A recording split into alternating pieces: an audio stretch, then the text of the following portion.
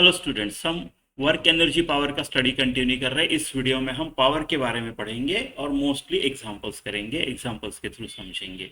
तो पावर क्या होता है? पावर होता है रेट ऑफ डूइंग वर्क और rate of consuming energy, rate of transferring energy. Right, energy is transferred from one form to another form by doing work. So power is rate of doing work और rate of consumption और transfer of energy. तो मान लो मैंने 100 joule का work, 120 joule का work किया और मान लो 1 मिनट लग गया, 1 मिनट लग गया, राइट।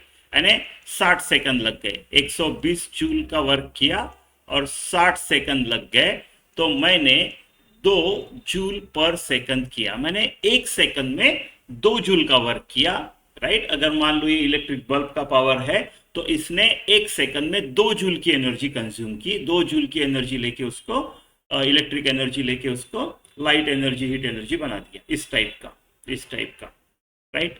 जो आपका बल्ब पे लिखा होता है 100 वाट का बल्ब है, इसका मतलब क्या है? इसका मतलब यह है कि वो 1 सेकंड में 100 वाट एनर्जी कंज्यूम करेगा, ऐसा।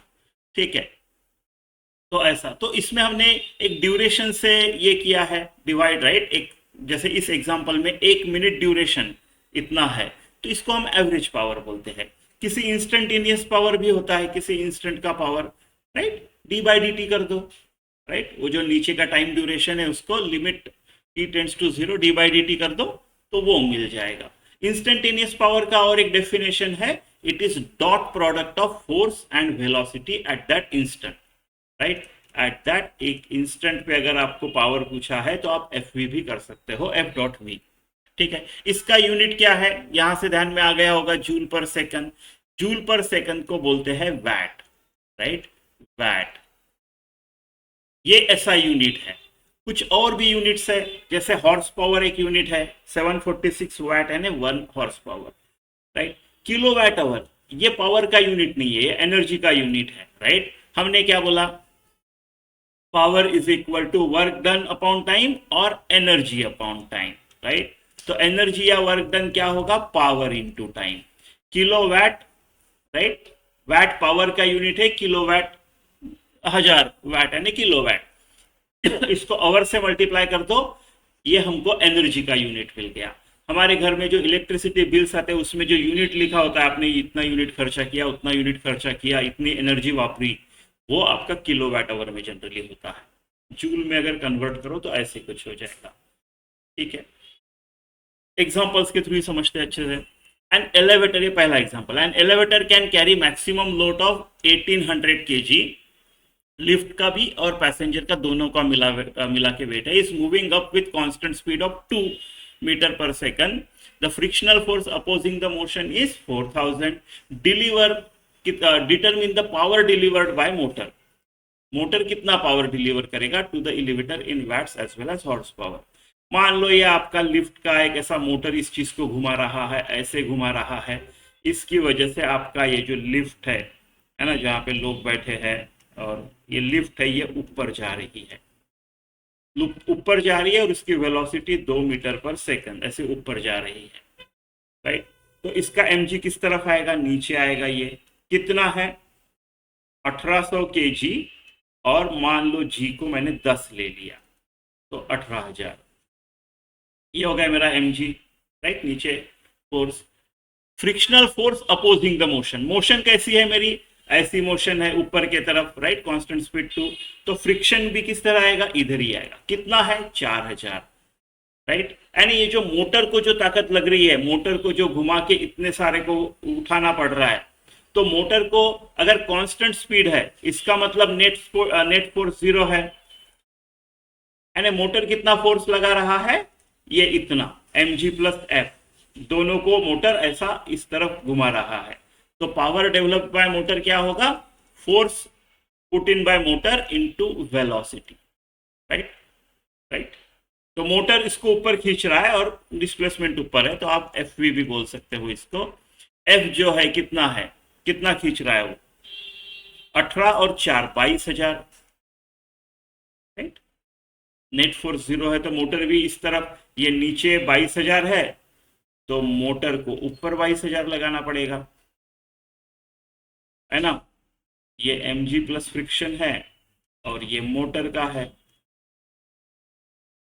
22,000 इंटू वी कितना है 2 मीटर पर सेकंड, सो 44 इंटू 10⁻³ वैट, या फिर आप इसको बोलेंगे 44 किलो वैट, है ना।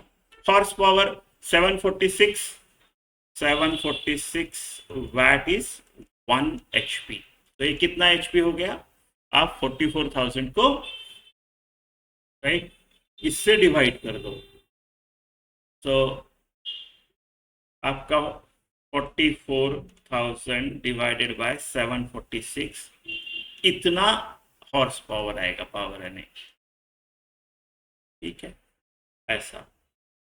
चलो ये देखते हैं, water falls from a 40 meter high dam at the rate of 9 into 10⁻⁴ kg per hour. 50% of gravitational potential energy can be converted into electrical energy. Using this hydroelectric energy, number of 100 watt bulbs that can be lit is.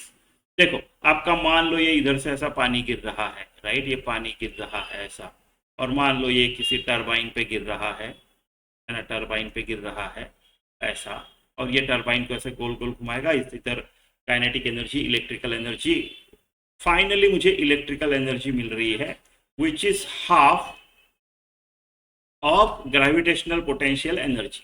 यहाँ पे जो ये h height है पकड़ लो, right, h is equal to 40 metre की height है ना अपनी, तो यहाँ पे उसकी mg है, जितना भी वाटर का m है, और g तो g है, और h इतना 40 मीटर है, इतना जो पोटेंशियल एनर्जी है इसका आधा इलेक्ट्रिकल एनर्जी बन गया, ठीक है, इतना आधा इलेक्ट्रिक एनर्जी बन गया। हमको पावर चाहिए 100 वैट्स के कितने बल्ब लगेंगे, तो पावर कितना होगा मेरा इलेक्ट्रिकल इससे, तो electrical energy per unit time यानी हाफ mgh बाय t। हमको क्या दिया है, water is falling at the rate of this, right, आपको m/t दिया है ना, आपको m/t दिया है 9 इंटू 10⁻⁴ kg तो ठीक है, लेकिन पर आवर है, तो पर मिनट इतना और पर सेकंड इतना, तो इतना हो गया kg पर सेकंड, राइट, तो kg पर सेकंड में कन्वर्ट करना पड़ेगा, तो हाफ m/t कितना आया 9 इंटू 10⁻⁴ इंटू 36 इंटू 10 का स्क्वायर, ये हो गया m/t, और g तो 10 ले लो और h 40 ले लो, ये हो गया आपका आंसर। नहीं, ये इतना पावर मिला इलेक्ट्रिक, है ना, इतना इलेक्ट्रिक पावर मिला, फिर उसको 100 से कितने बल्ब चलेंगे देख लेंगे हम, है ना।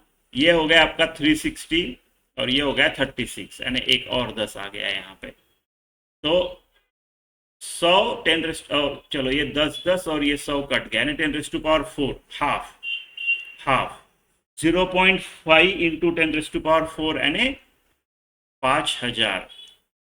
5000 वैट का आपका पावर जनरेट हुआ है, इलेक्ट्रिक पावर। तो कितने 100 वैट के बल्ब जला पाएंगे आप, 50 बल्ब, ये वाला ऑप्शन है ना।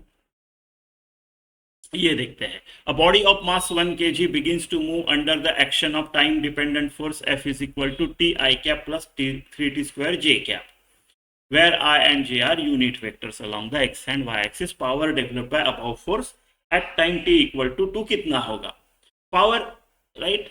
तो अभी मैं क्या करता हूँ, पावर अलोंग आई कैप निकालता हूँ, पावर अलोंग जे कैप निकालता हूँ, पावर एक सिंपल स्केलर क्वांटिटी है, नॉर्मल ऐड कर देंगे। तो पावर अलोंग आई कैप के लिए मैं क्या करूं, पावर अलोंग आई कैप, मुझे फोर्स दिया है अलोंग आई कैप, वो है टी, ये अलोंग आई कैप का चल रहा है, right, so this is all I cap के along, force along I cap is just T, right. क्या मैं इसको M A is equal to T लिख सकता हूं, क्या मैं dv by D T is equal to T by M लिख सकता हूं, क्या मैं dv is equal to T by M D T कर सकता हूँ, क्या मैं इसको इंटीग्रेट कर सकता हूँ, बिगिंस टू मूव, इनिशियल 0 है, फाइनल भी है मान लो, राइट, और time at T equal to 2 चाहिए, तो टी पे ही निकालते हैं, राइट, अभी नॉर्मल टी का ही करो, बाद में टी में वैल्यू डालेंगे, तो v is equal to 1/m t² by 2, ऐसा आएगा, ऐसा आएगा, ठीक है, मुझे पावर चाहिए, so power along I cap क्या होगा, F along I cap T into V. I cap है, यानी कॉस थीटा 0 हो गया, तो F dot V is simple F V, F T है ना, आई कैप का। और आपका वी आया टी स्क्वायर अपॉन 2m, तो आपका पावर अलोंग आई कैप आया टी क्यूब अपॉन 2, m1 है। ठीक है, अब सिमिलरली अलोंग जे कैप ले लेता हूं मैं, राइट। सो इधर का f जो है वो 3t² है। क्या मैं इसके m dv by D T equal to 3t² लिख सकता हूँ? हाँ, लिख सकता हूँ। क्या मैं बोल सकता हूँ dv is equal to 1/m into 3t², right, into D T. इनको इंटीग्रेट करेंगे वैसे ही, तो ये वाला v जो हो जाएगा अलोंग जे कैप, राइट, ये 1/m into 3 into T cube by 3 यानी जस्ट टी क्यूब। तो यहाँ का पावर कितना आएगा मेरा along J cap, F V. F कितना है 3t², वी कितना आएगा T cube upon M, right. So m1 है, तो m को छोड़ दो, तो 3 into T raise to power 5, right. तो P along I cap at t equal to 2, इस इंस्टेंट पे P अलोंग आई कैप होगा 8/2 4, और P अलोंग जे कैप जो होगा वो होगा 32 इंटू 3 96।